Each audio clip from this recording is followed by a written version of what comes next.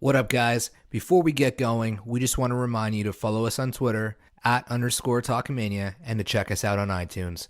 Leave us a rating, review, and hit that subscribe button. 10 count! What's up, guys? Welcome to a special edition of the 10 count for WrestleMania week. We are kicking the week off right, and we are going to do this with style. So I'm welcoming in Dez and Justin. Say hi, guys. What up, WrestleMania? It's WrestleMania time. It's the most fantastic time of the year. It's the greatest week of all. Screw Christmas. It's the right time to be a pro wrestling fan. I mean, not only WrestleMania, but we got it all. We got it in the indie scene. We got it in NXT. It's freaking everywhere. Well, I think, like Justin said, WrestleMania is the Christmas for us. So. It's Christmas, baby. So we're going to get going here. And if you're not familiar with how the 10 count works, it's pretty simple.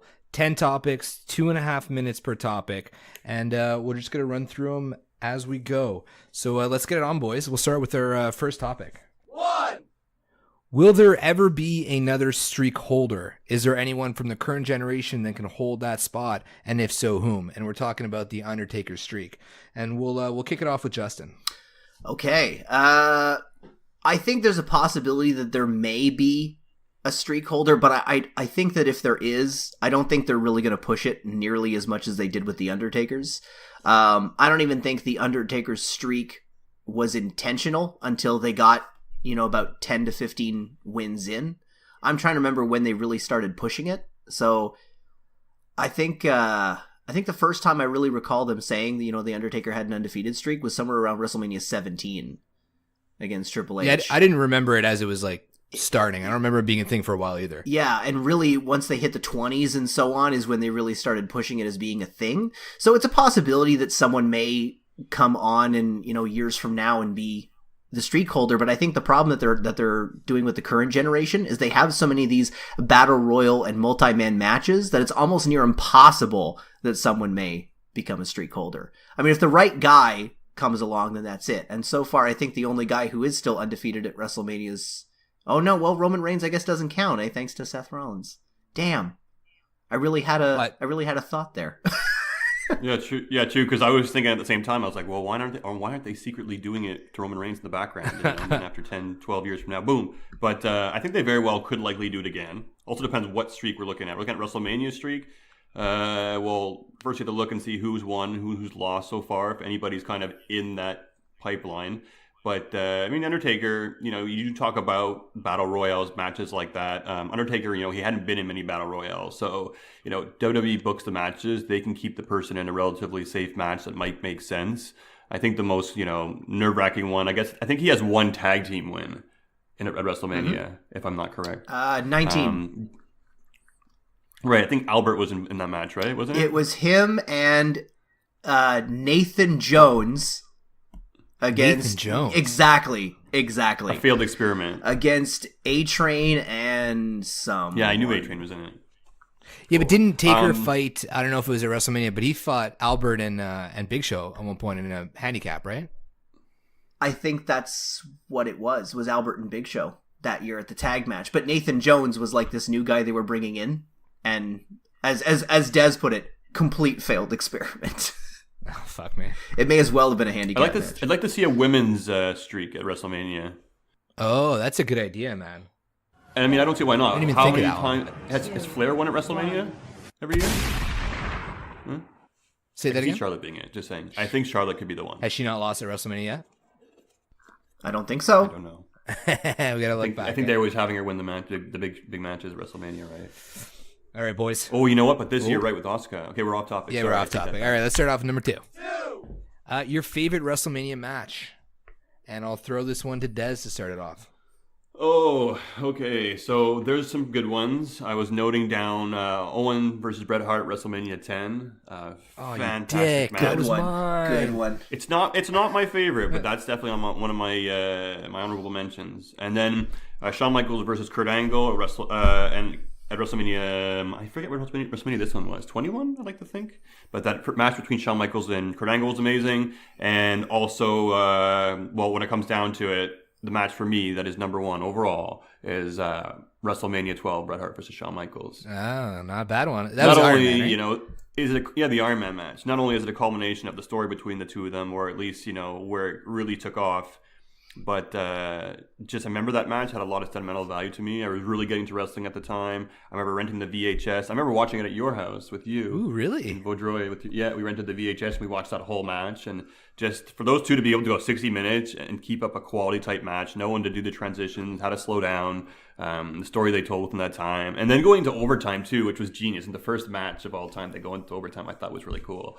And yeah, just, you know, Bret Hart kind of passing on the torch, or at least doing the favors. For me, it was a great. It was the childhood dream of Shawn Michaels coming true in front of your eyes, man. And I was always a big Shawn Michaels fan, so for me, was it your childhood dream to see it?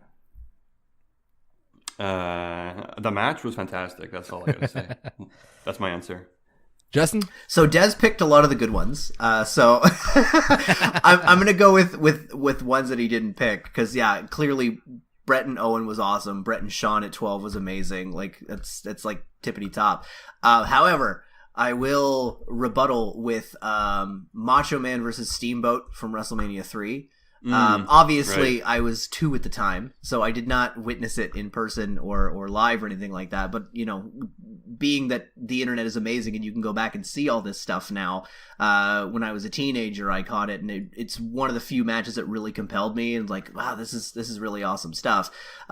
In more modern times, the immediate things that I think of, and unfortunately one of them is kind of a negative now, but when Chris Benoit won the title at WrestleMania 20, that was a big emotional thing for him to beat Triple H and Shawn Michaels and to finally win the big one. And then likewise at WrestleMania 30, same thing. Daniel Bryan coming away with 2 wins in one night against 3 top talents and pulling off the big one where no one said he was ever going to do it. 4. Those have been big ones. 2. Well said. I'm going to throw it in even though this is done. Nobody mentioned It's too late. It's over, man. WrestleMania 13, Bret Hart versus Stone Cold Steve Austin. Oh, damn. Yeah. Yeah. So good. Yeah. That was great. Yeah. So, anyways, my answer's better.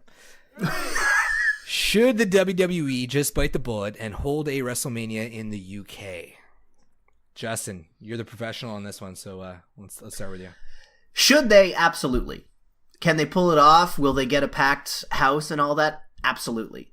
The main issue with this is they are an American company whose primary viewing audience is the United States of America. So if they were to hold a WrestleMania live in the United Kingdom, you have 2 problems. Number 1, you either have it where it would be the, let's call it 7 o'clock Eastern time, start time in the United States, which means it would be starting at midnight in the UK, so that's out. Yeah. Or you do where it starts at 7 p.m. UK time, which would translate to 2 p.m. Eastern, which is manageable, or 11 a.m. Western Pacific time, which I think that's probably where they run into some issues. And I think a lot of the setting up the sets and all this thing might be an issue for them, but I want to say that here's why I think it is possible and we might see it in our lifetime. They're about to do a very huge show in Australia at the cricket ground in Melbourne that seats over 100,000.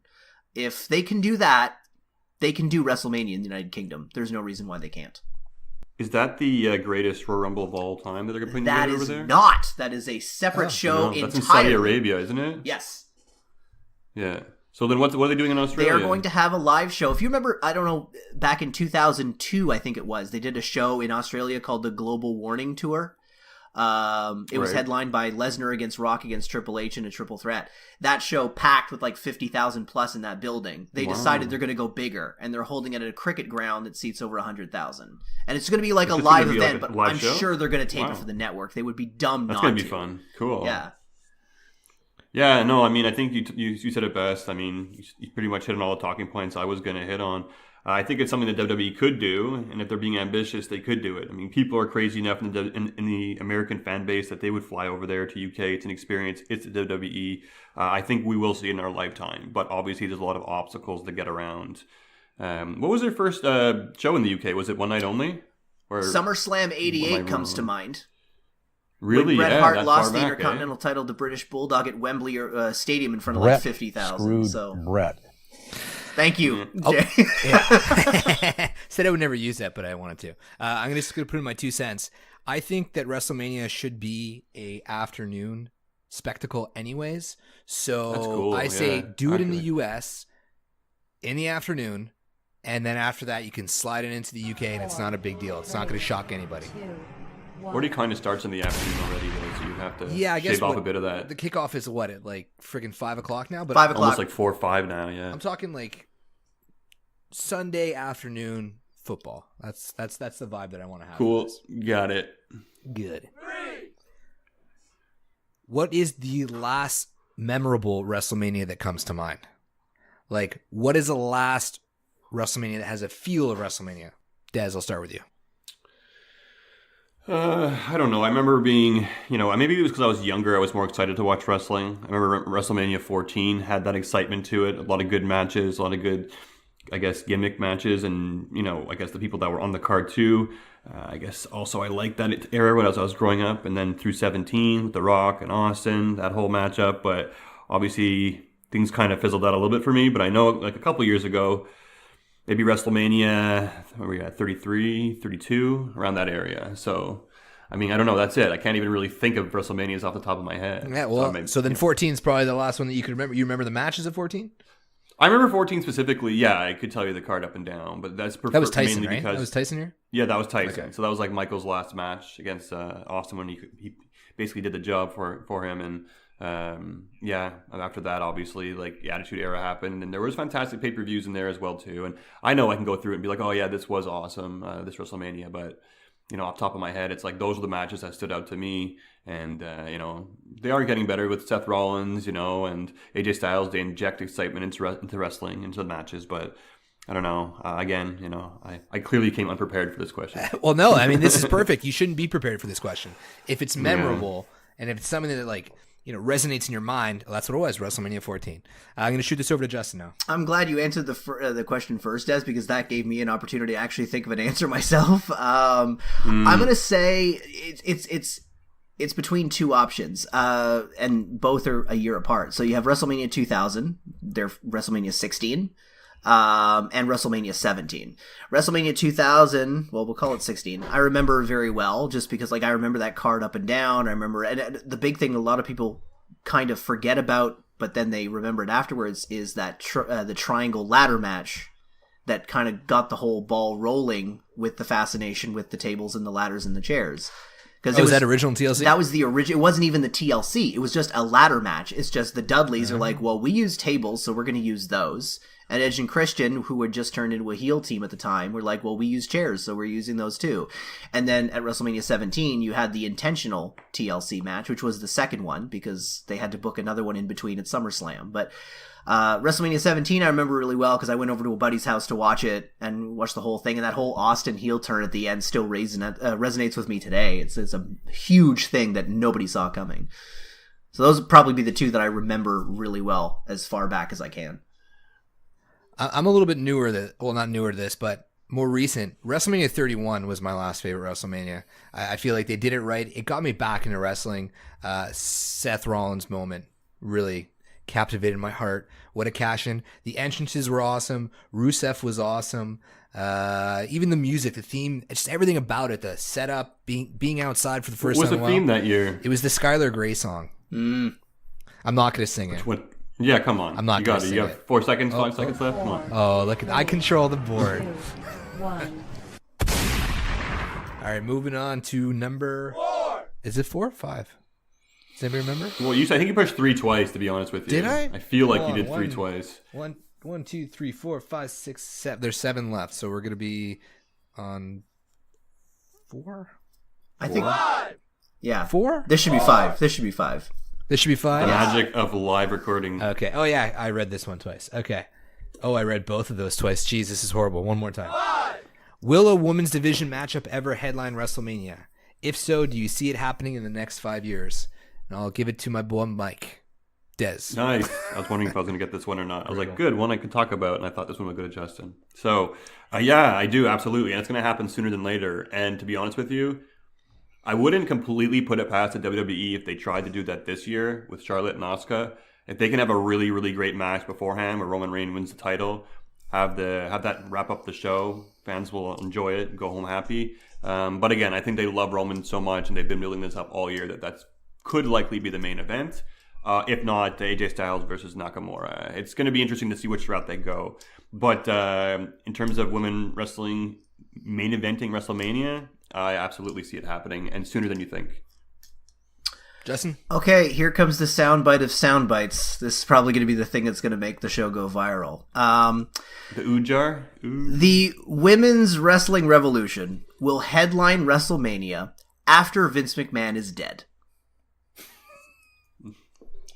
I'm in agreement. It'll be the year after he dies, depending on when he dies. If he dies in February, they're not going to change the card. But the following WrestleMania will see a women's match headline WrestleMania, and only then.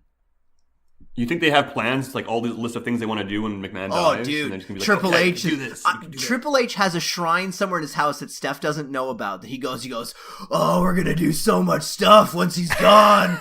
I'm going to get rid of Shane. There you go. That was it. That's all I got. I don't know what to say after this. So Vince McMahon is dead. Okay, I agree. I don't think they're gonna main event everything except for WrestleMania for still years to come. Yeah, still for years to come. Dude, it's 2018. Yeah, but Vince McMahon, it's the Me Too movement. I agree. He's something special, and I don't know. I just can't see him main eventing WrestleMania. I mean, but they've main evented pay-per-views, haven't they? Yes, of course, yeah. I the fact that they main evented the Royal Rumble, pretty big deal. Yes, but we're talking WrestleMania, and I'm not saying they shouldn't. I'm just saying I don't see them doing it, especially in the next 5 years. That's just me. I don't even like the way that they don't have the Royal Rumble winner as the main event of WrestleMania anymore. So that's just like another fact that Vince McMahon's just going to do what's best for business, and because I'm rich. That's just what he's going to say every single time. The next 5 years, eh? Next 5 years. Sounds like a bet. Oh, maybe a slap 4, bet. 3, Oh, shit. 1. I want to add here, Talkamania viewers, note the date and the time, because we're going to come back to this in 5 years and see what happens. Yeah, if we're around for 5 years. Well, we would, because we are the number one podcast on the internet today. Number one podcast in this Skype online. chat right now. On the internet today. On the internet today. 5 years, man. If it happens within the next 5 years. All right, boys. Was the Undertaker streak significant to you? And I'm going to start it off with Justin. Absolutely not. It literally didn't matter to me. I was never concerned that his streak was in peril. I think just the fact that someone would beat the Undertaker, period, is merit enough. And I think a lot of the basis of the last number of his WrestleMania matches have been solely about the streak, instead of being about another reason, whereas Undertaker used to have a grudge with his opponents and they would be settling it. Those last number of them was always been like, I'm going to beat you at WrestleMania, and nope. And then I'm going to beat you again, but we're going to have a cage, and then I'm going to beat you. No. How many times are you going to do this? Like, keep in mind, some of these guys have done it twice, where they've been like, I'm going to beat you. Okay, I was wrong. Okay, but now I'm going to beat you.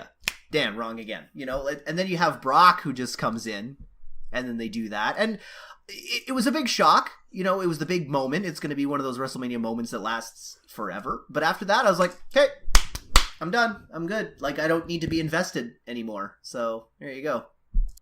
I wonder if it was like a secret clause in his contract that like he had to beat the Undertaker at WrestleMania, because it seems so weird and so out of nowhere that they did that.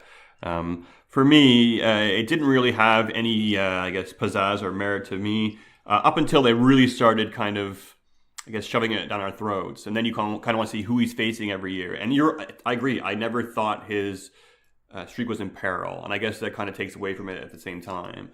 But now the fact that they actually have him really lose it, well, now I don't care at all. And now Undertaker's match is just another match on the card.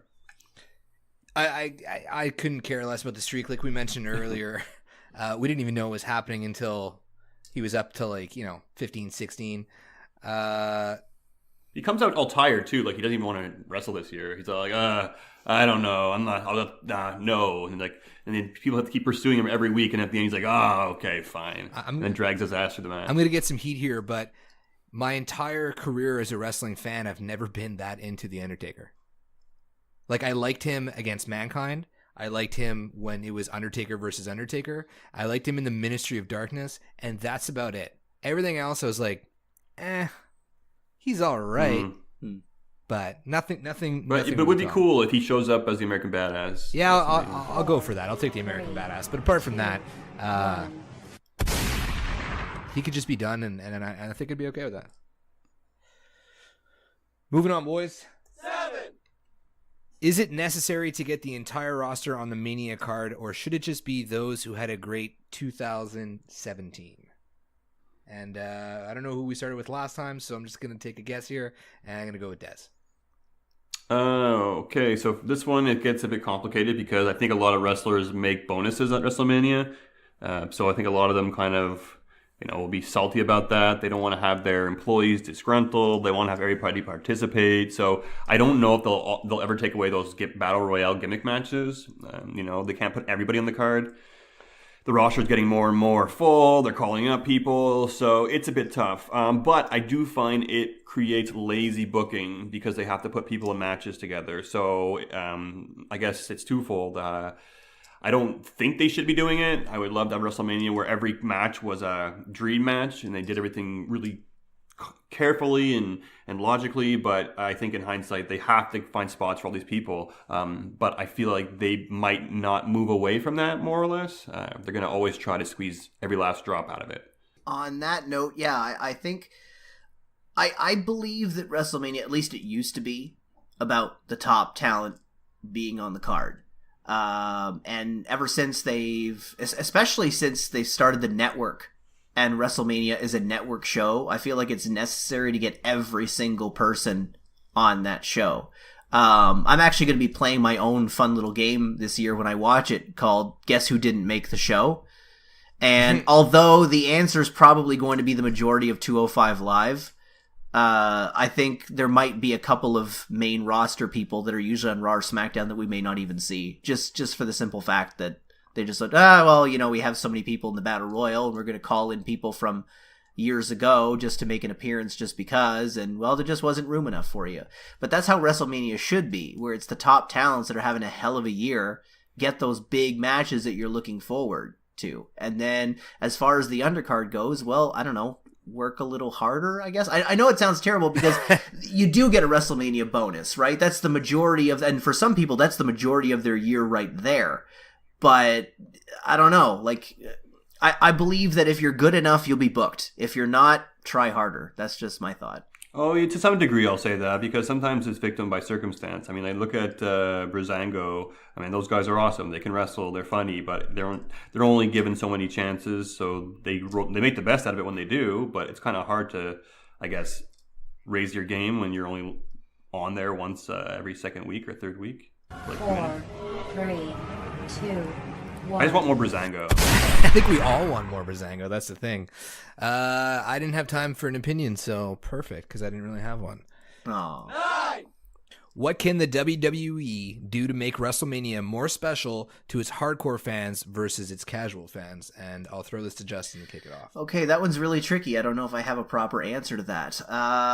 The only way to make it more special to its hardcore fans, I mean, hardcore fans, depending on like people who watch all of their shows or just people who tune in on the USA Network or Sportsnet in our case for the Raw and the SmackDown. I'm not sure. Like this, I think personally the hardcorest of the fans are the fans that go to WrestleMania. Like, I don't know if you've seen, but I saw a screen cap, I think a little while ago, from someone who bought their WrestleMania tickets. They had premium floor seats, and for 2 tickets, it cost them $14,000. What? $14,000. I'm not kidding. I saw it. I was like, this has. Rich. Thank you. That's a perfect time. I guess. And I think like you gotta be hardcore to do that. Like that's a bucket list thing, man, and that's a huge expense. So yeah, I would prefer if WrestleMania was not just a 5-hour show for the sake of being a 5-hour show. Like it's gotta be big. But other than that, I don't know what you can do for the people at home to make it more special. Like I can't think of it. I used to order the pay-per-view, or you ordered 3 pay-per-views and they'd send you a chair Remember that thing? Really? They used to do that? They used to do that, dude. Not that long ago, Jesus, too. I want a chair. They haven't done I've it in a always wanted one of while. those But, chairs. Huh. you know, I mean, when you... I'd introduce a cross-brand match at WrestleMania that perhaps brings in independent wrestlers from other venues. Oh. And so people who are really hardcore wrestlers get to see those matches at WrestleMania. It'd be great for the careers of the independent wrestlers. It'd be great for the WWE. Everybody wins. Well, for me, this is my question, so I obviously have an answer for it. It's mainly just make it the season finale of WWE season and make it a tie-up, make it really good storylines going in, give it like a 2 or 3 month build per storyline, and don't just make it a spectacle of pop culture. I mean, right now we got Brock Lesnar coming in. I know there's a story behind it, but I mean Brock Lesnar, Ronda Rousey. Who else we got going in there? Just for the sake. At least we only have to deal with Brock Lesnar for one more week. We'll see. That's done. Awesome. But more what I mean is to give it back to the fans, and it kind of alludes to the question before this. It should be a stage, like a reward. It should be a reward to the fans that stuck with them all year, and it should be a reward for the wrestlers who really increase their popularity, and just make it a finale of each storyline. Because I mean, they just don't have that this year. They haven't had that for years. I'd like for them to introduce an Attitude Era pay-per-view like once a year or something like that. And that's at the very least. Something where it's like they go back to the Attitude Era rules and regulations just for that one match once a year. It's like they try to do that with Extreme Rules, and it's just a fail. Parents can prevent their kids from watching it. There's warnings that go out well in advance. I mean, come on. Don't make it too crazy, but 2, be 1. nice. Hi, I'm Daniel. All right, final question, boys. 10. And I got the soundbite this time. Yes. WrestleMania Rewind is an interesting show on the network, but not every Mania moment is worthy of a rewind. So let's play a little game here called WrestleMania Do-Over. Pick a moment that you wish you could change and how, and I'll start it off with Dez. Oh, you picked me first. I was like, okay, let's research. You want to go We first? can throw it to Justin if you want. Go ahead, Justin. I'll let you feel Okay, this well, one. there's an easy one. This one's like an easy layup, basically. WrestleMania 25, the Women's Battle Royal, that was won by Santina Marella. That one's a do-over. We were talking about this earlier. That one's a do-over. I would have anybody else win that Battle Royal. Other than that, let's see. I think there's a couple of... Yeah... I think, actually, earlier we were talking about Undertaker in the tag match with Nathan Jones. I would have just avoided that completely. I would have had either Undertaker against Big Show or Undertaker against Albert. There was no need to have Nathan Jones there. I think let's see.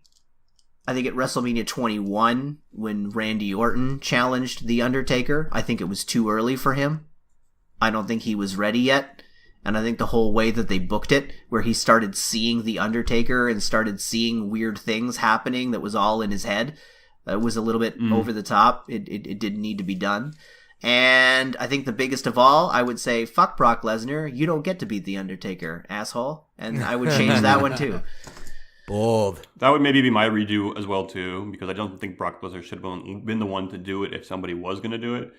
If I really had the extreme option here, I would like to go back in time and Brett wouldn't have got injured, would have returned to WWE, and then all the WrestleMania matches that would have happened after the fact. But I think mine as well, I'm thinking on top of my head, when AJ Styles made his debut, he had his first WrestleMania against Chris Jericho and ended up losing that match. I thought that was pretty stupid. I thought the WWE was maybe trying to humble him or say, hey, we control how things go. But, I also like that Jericho got a win at WrestleMania at the same time. But those are the ones that come off the top of my head right now. I'm going to go way back, and we're talking WrestleMania 9, and this is something that's irked me my entire life. Yokozuna defeated Bret Hart, and then Hulk Hogan came down and defeated Yokozuna. I wish we can go back in time and change it to Hulk Hogan coming down and just getting away for Bret Hart to become the champion again, because Bret Hart is the man, and it didn't make sense for me when Hulk Hogan came out. I was confused. I was young at the time. I didn't really know what was going on. That was back before there was television every week, so the stories were harder to figure out. But I remember just watching it and being like, why the hell, how did Hogan just screw Brett and Yokozuna, who had an awesome program out of all this? And I would also like to see a match between Brett and Hogan out of it or something like that. That could have been interesting. Just something, man. But that's the one. WrestleMania 9 was... Oh, Caesar's Palace, that was another great freaking WrestleMania. If we're going to talk about like entrances and all that kind of stuff. I loved it, man. I could have done without them having it at Caesar's Palace. It's like, if it's WrestleMania, let's have it in front of 5,000 people. Like, oh, was it small? Well, I think so. No it idea. seemed small to me when I watch it. Plus, it was outdoors, so it's like, okay, we're in the parking lot of Caesar's Palace. Welcome to WrestleMania. I just remember being like, it was like one of the first ones I remember it being outside, and it was like daytime when it's. I always prefer WrestleMania outside. Yeah, where it's daytime, where it starts off the card. And isn't it outside in New Jersey? Yo, my God, it's outside in New Jersey, yeah. We're going to that, by the way. Hell yeah, we're going. Well, you know how much tickets cost now. Well, hey. Because I'm rich. I was hoping I was gonna say just I'm rich. Money isn't everything. It's the only thing. There you go. Something along those lines. Oh yeah, you want to throw it in? I got a bad one of it, but there we go. It's not too bad. It's not that great. So anyways, that wraps up another episode of the 10 Count. I want to thank Justin and Des for joining us, and for everybody for sticking through that. I know it was a bit painful. We're recording this early morning, and we all had late nights and we all had tough weekends, but we wanted to get this out for everybody before WrestleMania week started, or at the beginning of WrestleMania week, that is. So I'm going to wrap it up before I screw this up anymore. Follow us on Twitter @_Talkamania, and check us out on iTunes. Rate, review, and subscribe. For J-Bomb, I'm out. Des, Justin, say bye. Have a good one, guys. WrestleMania. Adios, amigos. See you next time.